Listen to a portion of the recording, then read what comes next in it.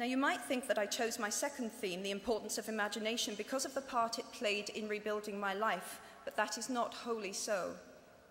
Though I personally will defend the value of bedtime stories to my last gasp, I have learnt to value imagination in a much broader sense. Imagination is not only the uniquely human capacity to envision that which is not, and therefore the fount of all invention and innovation. In its arguably most transformative and revelatory capacity, it is the power that enables us to empathize with humans whose experiences we have never shared. One of the greatest formative experiences of my life preceded Harry Potter, though it informed much of what I subsequently wrote in those books. This revelation came in the form of one of my earliest day jobs. Though I was sloping off to write stories during my lunch hours, I paid the rent in my early 20s by working at the African Research Department of Amnesty International's headquarters in London. There in my little office, I read hastily scribbled letters smuggled out of totalitarian regimes by men and women who were risking imprisonment to inform the outside world of what was happening to them. I saw photographs of those who had disappeared without trace, sent to Amnesty by their desperate families and friends. I read the testimony of torture victims and saw pictures of their injuries. I opened handwritten, eyewitness accounts of summary trials and executions, of kidnappings and rapes. Many of my co-workers were ex-political prisoners, people who had been displaced from their homes or fled into exile because they had the temerity to speak against their governments. Visitors to our offices included those who had come to give information or to try and find out what had happened to those they had left behind.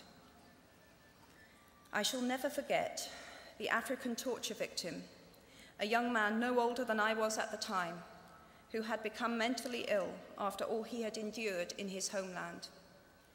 He trembled uncontrollably as he spoke into a video camera about the brutality inflicted upon him. He was a foot taller than I was and seemed as fragile as a child. I was given the job of escorting him back to the underground station afterwards, and this man, whose life had been shattered by cruelty, took my hand with exquisite courtesy and wished me future happiness. And as long as I live, I shall remember walking along an empty corridor and suddenly hearing, from behind a closed door, a scream of pain and horror such as I have never heard since. The door opened, and the researcher poked out her head and told me to run and make a hot drink for the young man sitting with her. She had just had to give him the news that in retaliation for his outspokenness against his country's regime, his mother had been seized and executed. Every day of my working week in my early 20s, I was reminded how incredibly fortunate I was to live in a country with a democratically elected government, where legal representation and a public trial were the rights of everyone. Every day, I saw more evidence about the evils humankind would inflict on their fellow humans to gain or maintain power. I began to have nightmares, literal nightmares, about some of the things I saw, heard, and read. And yet, I also learned more about human goodness at Amnesty International than I had ever known before. Amnesty mobilizes thousands of people who have never been tortured or imprisoned for their beliefs to act on behalf of those who have. The power of human empathy leading to collective action saves lives and frees prisoners. Ordinary people whose personal well-being and security are assured join together in huge numbers to save people they do not know and will never meet. My small participation in that process was one of the most humbling and inspiring experiences of my life. Unlike any other creature on this planet, human beings can learn and understand without having experienced. They can think themselves into other people's places. Of course, this is a power, like my brand of fictional magic, that is morally neutral. One might use such an ability to manipulate or control, just as much as to understand or sympathize. And many prefer not to exercise their imaginations at all. They choose to remain comfortably within the bounds of their own experience, never troubling to wonder how it would feel to have been born other than they are. They can refuse to hear screams or peer inside cages. They can close their minds and hearts to any suffering that does not touch them personally. They can refuse to know.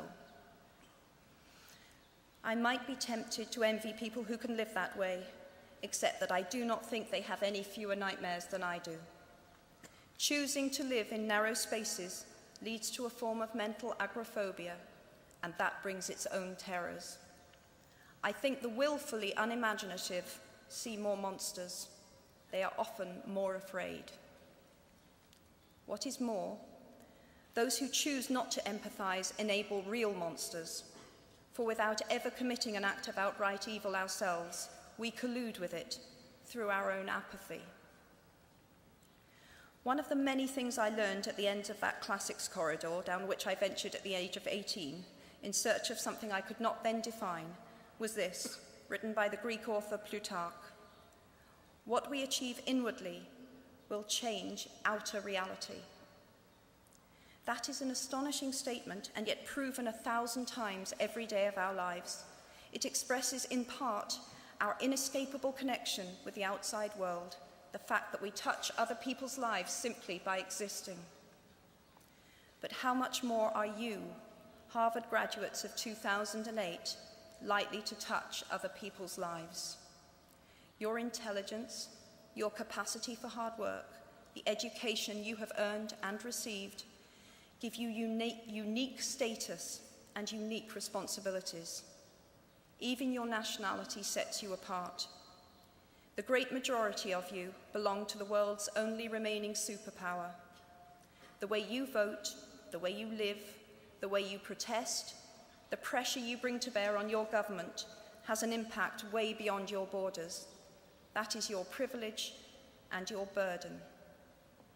If you choose to use your status and influence to raise your voice on behalf of those who have no voice, if you choose to identify not only with the powerful but with the powerless, if you retain the ability to imagine yourself into the lives of those who do not have your advantages, then it will not only be your proud families who celebrate your existence, but thousands and millions of people whose reality you have helped change. We do not need magic to transform our world. We carry all the power we need inside ourselves already. We have the power to imagine better. I am nearly finished.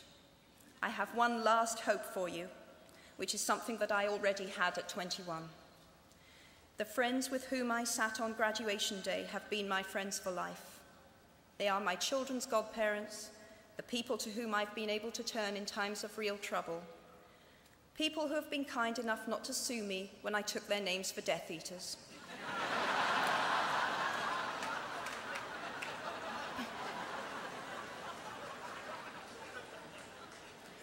At our graduation, we were bound by enormous affection, by our shared experience of a time that could never come again, and of course, by the knowledge that we held certain photographic evidence that would be exceptionally valuable if any of us ran for Prime Minister. So today, I wish you nothing better than similar friendships. And tomorrow, I hope that even if you remember not a single word of mine, you remember those of Seneca, another of those old Romans I met when I fled down the classics corridor in retreat from career ladders in search of ancient wisdom. As is a tale, so is life. Not how long it is, but how good it is what matters. I wish you all very good lives. Thank you very much.